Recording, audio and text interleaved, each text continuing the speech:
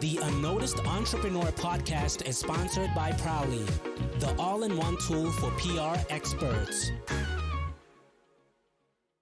Hello and welcome to this episode of The UnNoticed Entrepreneur with me, your host, Jim James. Today we're meeting Jamie Smart. Now, this is his book, Clarity. It's actually the 10th anniversary, second edition. Jamie Smart is a best-selling Sunday Times author, and he's got a new book out called Clarity. And we're going to talk about why having a big, hairy-ass goal, taking massive action and self-belief aren't necessarily the secrets for success and getting noticed. Jamie, welcome to the show. Oh, great to be here with you, Jim. I've really been looking forward to it. Well, me too, because I've got the book and I've taken my Clarity quotient. It's number 84. We can go to that later. You can explain that. But tell us, Jamie, as an author and working with organizations like NATO, with entrepreneurs and so on, why is clarity important? How does it help entrepreneurs to get noticed? Well, if you want to get noticed, this is going to sound counterintuitive, but the most important person you need to notice is yourself. And most people I find, because we're living in this incredibly overcommunicated world, they're looking outside themselves for what to do and that sort of thing. And while there's great stuff in the world that we can learn from, the fact is that you have a unique essence. There's something unique that you're here to bring to the world, your own authenticity. And when people are kind of faced with this deluge of information and people trying to sell them stuff and all that sort of thing, what they're going to tune into is authenticity. And there's something that each one of us bring, and we can imbue our personal brands with it, our communication with it, our business brands with it, that will allow people to tune in. Because the fact is, I think it was Simon Sinek said, the goal isn't to do business with everyone. It's to do business with people who resonate with you, whose values align with you, whose beliefs align with you. So the first step for any entrepreneur who wants to get noticed is you want to notice what is it in you that's seeking expression in the world, and what's your way of doing it? What makes sense to you? Because most people are trying to be like everyone else, but that's not going to make you stand out. Well, and isn't that an essential challenge, though, as an entrepreneur? On the one hand, we want to define our own sense of direction and add value. On the other hand, we need some validation from the market that other people are doing it before, and that means that it's going to be okay what we're doing now. How do you help entrepreneurs, Jamie Smart, with clarity so that not only can they find what they believe in, but also have the confidence in what they believe in? My fundamental assertion, Jim, is that everyone has within them an innate sense of confidence, clarity, creativity, well-being, purpose, and direction. So it's there in everyone. So for instance, when an entrepreneur hires me to work one-on-one with them, we'll spend literally a few days together helping them kind of just settle down and find out what's that thing within them, that sense of direction and that sort of thing. So that's what I'd say to anyone listening to this, that you have that within you already. And if you stop and think about it for a moment, every business is effectively a relationship business. So yeah, of course, we want validation for our ideas. That makes total sense. It's funny, a lot of times I work with people starting small solopreneur businesses, and they say, oh, I want to be more visible. And I'm like, well, who do you want to be visible to? But more importantly, who do you want to make themselves visible to you? I'll give you an example, Jim. I was on Skybreaking News live, going out live to 5.5 million people, being interviewed for like 12 or 13 minutes. So I'm massively visible, but none of those people I was visible to were visible to me. So I couldn't do business with them, right? The same month, I got invited to do a talk to a group of 40 entrepreneurs. And I could see all of them. And at the end of the session, I said, here's what I'm up to. If you want to come and talk to me, come and say hi. And 8 of them ended up signing up as clients. So like there are advantages to going out live to 5.5 million people, but I actually got more business from the talk to 40 people. So it's who do you want to make themselves visible to you and for what purpose? And I'd say the purpose is so that you can build relationship with them. Like Jim, you and I, we have a relationship now. So I assume we're going to be in each other's lives for the duration. I treat everyone like that.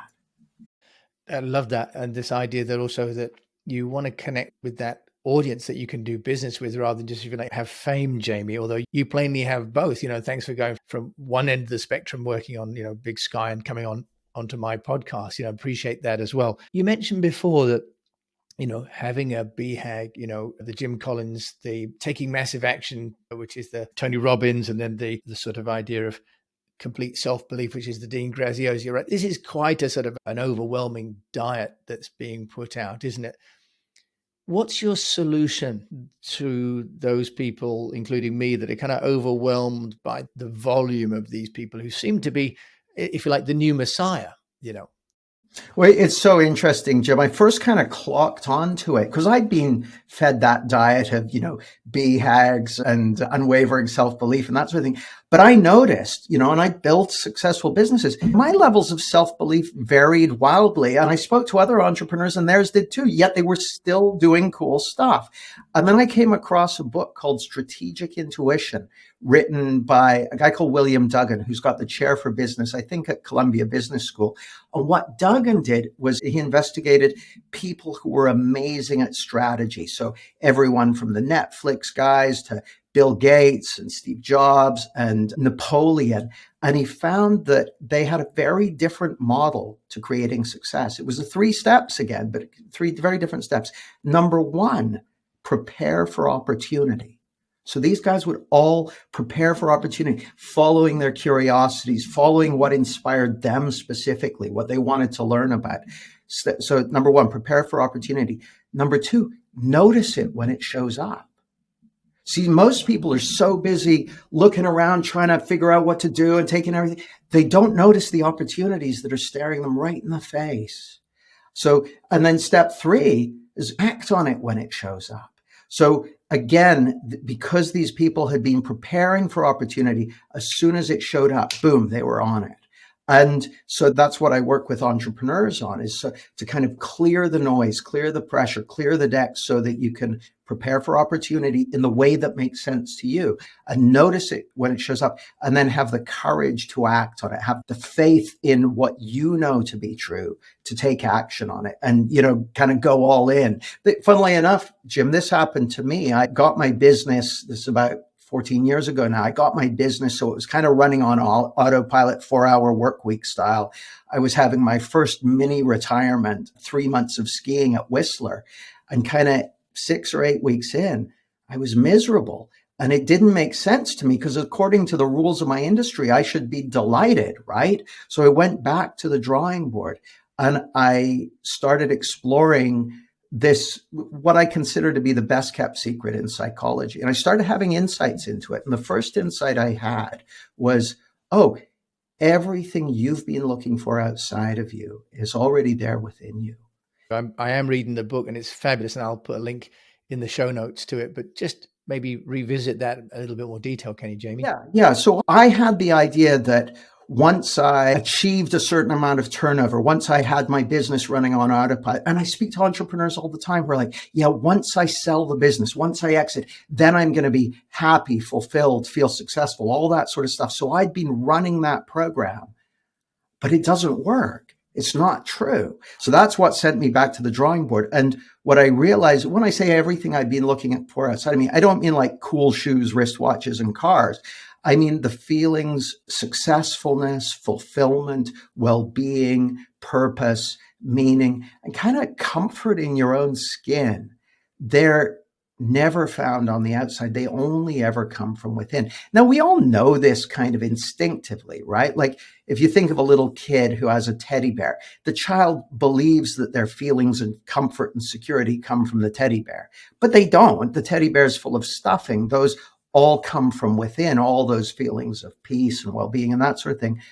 But as adults, we have all kinds of adult teddy bears, and it genuinely seems to us like our feelings of comfort, security, well-being are coming from, our business or our turnover or our pension pot or our partner or whatever it might be.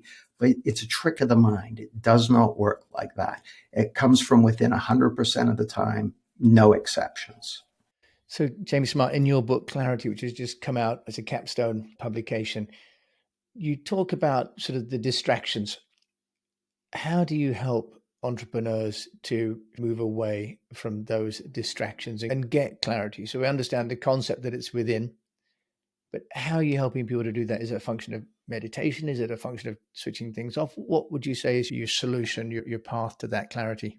Yeah, it's a great question. Well, so most people have a lot on their minds these days more than ever, especially because of all the information coming in and that sort of thing. So, Jim, we teach a simple understanding that takes things off your mind automatically. So you have the freedom, the confidence, and the well-being to do whatever makes sense and to enjoy your life. So my assertion is, and this is what you're finding out in the book, there's something you can learn, there's something you can understand that as you understanding, it'll take stuff off your mind automatically. So you don't have to do anything. Now you may, so it's funny, actually, Jim, I've asked literally thousands of people this question, ranging from prison inmates to people at the NATO Defense College to entrepreneurs, business leaders. When do you get your best ideas? And the answers are always the same. At the gym, in the shower, out for a walk, just when I'm dropping off to sleep, just when I'm waking up in the morning. So it's when we're not thinking about it, when we've got a relatively open and clear mind. And funnily enough, this is what Duggan found in his book, Strategic Intuition, was that when people had insights, it's when they weren't thinking about their strategy. They weren't trying to figure it out. It was when they were giving their mind the opportunity to do what it's actually designed to do. I've got a simple metaphor for it if you'd like it. Yes, please. Yes, because it's, what you're to some degree suggesting is that if we just relax and take a breath and sort of trust in ourselves and our minds, if we're focused in the right direction, then some of the answers will appear. So love to hear your metaphor. Well, I'm saying, yes, that's true. And everyone will find that in their own experience.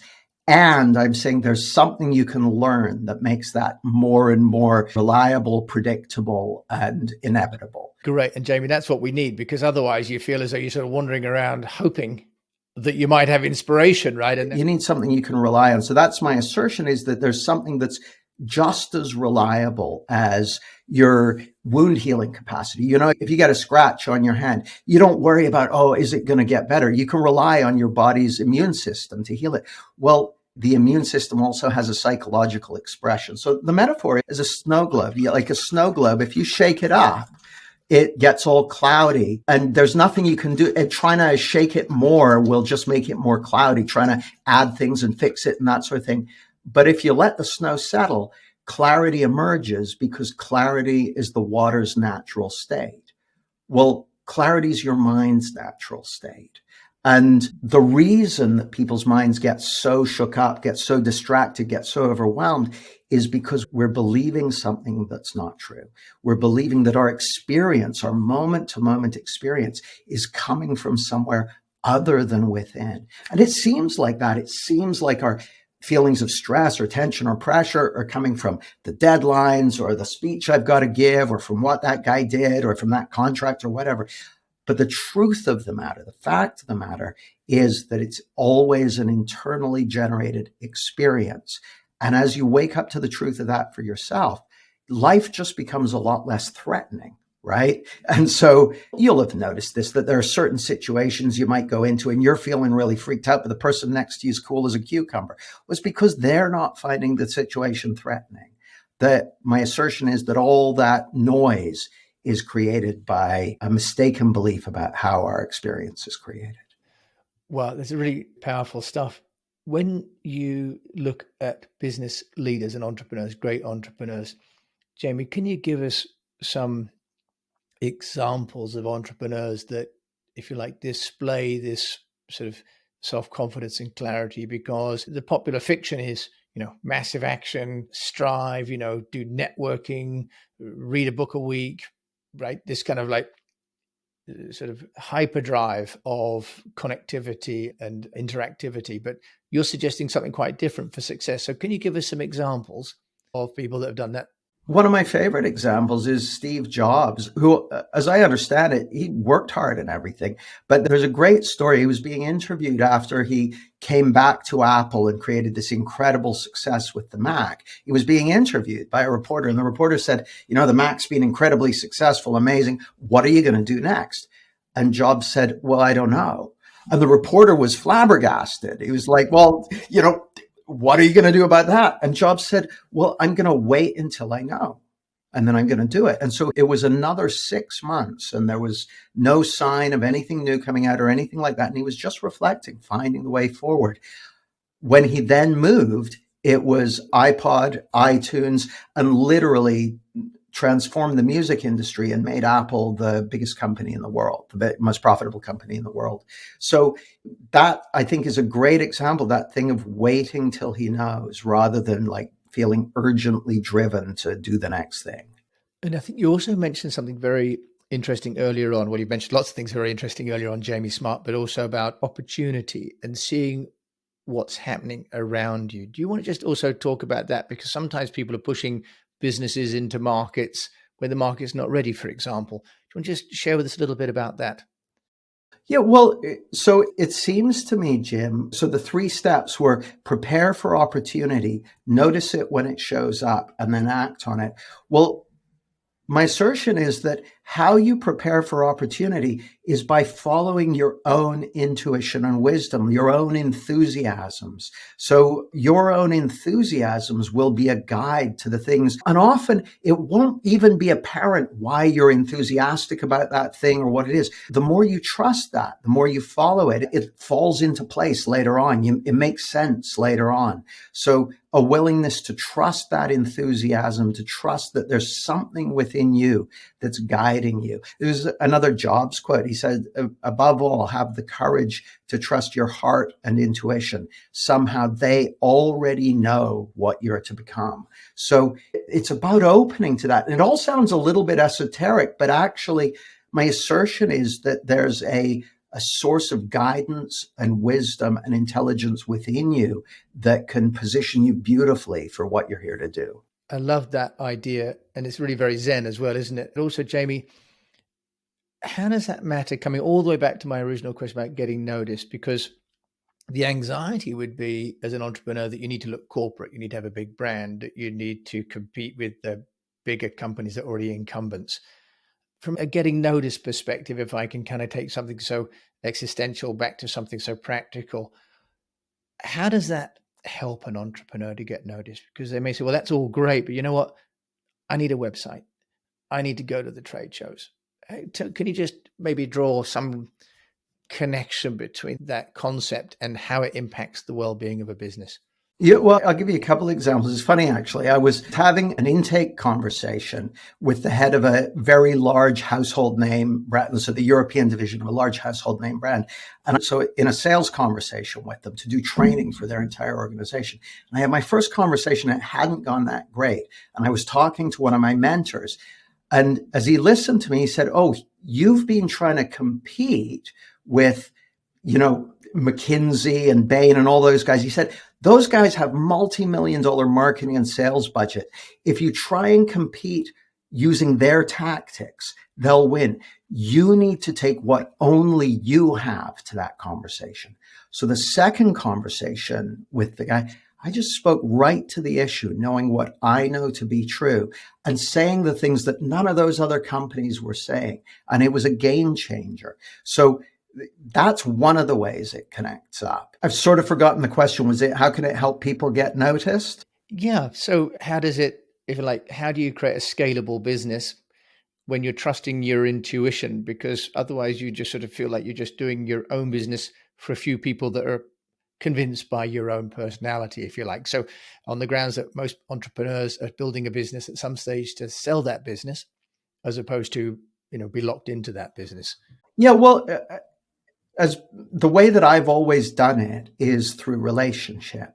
And so the internet allows unprecedented opportunities to build multiple relationships at scale. Like you're doing with this podcast, you've got people all over the world listening to this podcast, like I do with my books and my podcasts and my audiobooks and newsletters. These are ways to build those relationships with the people who resonate with you, who tune into you and that sort of thing. And the beautiful thing about it, Jim, is like I have people who have been in relationship with me. So they've been consuming my stuff for 6 or 7 years. And then suddenly the first thing I know of them is they've signed up for a £10,000 program with me or a £50,000 program with me. And so I meet them and they're like, oh yeah, I know your whole story. I've been on this journey with you for 6 or 7 years. So it's really interesting. They're these sort of asynchronous relationships building where your audience know a lot about you, but you don't know much about them until they're ready to take the next step. So I think the internet leveled the playing field, and, smaller brands can have just as much lift, just as much heavy lifting and have just as much reach as large brands through those relationships. And Jamie Smart, thank you for sharing, and having a relationship with me today and my fellow unnoticed entrepreneurs, because we've had an asynchronous relationship until we've met, right? So I've read your books, followed you on Twitter. So it's a great example. If people would like to find out more about you, Jamie Smart, where can they do that? My website's jamiesmart.com. My books are on Amazon or in your local bookshop. I've got podcasts, the Get Clarity podcast and the Thriving Coaches podcast. And I'm in all the usual social media places, jamiesmart.com on Twitter, Instagram, YouTube, etc. So if you're smart, you can find Jamie Smart anywhere that you like to find him. And I can really recommend the book. It's fantastic, and take the test at the end. And Jamie does a wonderful job of putting QRCs, which I'm a real fan of, so that throughout the book, you can scan the code and find the content. So Jamie, thank you so much for joining me today on the Unnoticed Entrepreneur Show. It's been wonderfully insightful. Thank you, Jim. It's been a huge pleasure. So I'm sure that everyone will be as inspired and really sort of as motivated as I've been by reading this essentially positive message, that if we look for what's inside, we can use it as a really positive guide to us all. So do share this message by sharing the show if you can with fellow unnoticed entrepreneurs. If you've liked the show, please review it. It really helps. And check out Jamie's book. And also my book is now available on Amazon and all the best players to the Unnoticed Entrepreneur. And until we meet again, I just encourage you to keep on communicating. The Unnoticed Entrepreneur podcast is sponsored by a company called Prowly. Prowly is an all-in-one software for leveraging your public relations activities. You can boost the media relations game for your business, find media contacts, send out press releases, and get more coverage while saving time and money on everyday tasks. Check it out, prowly.com.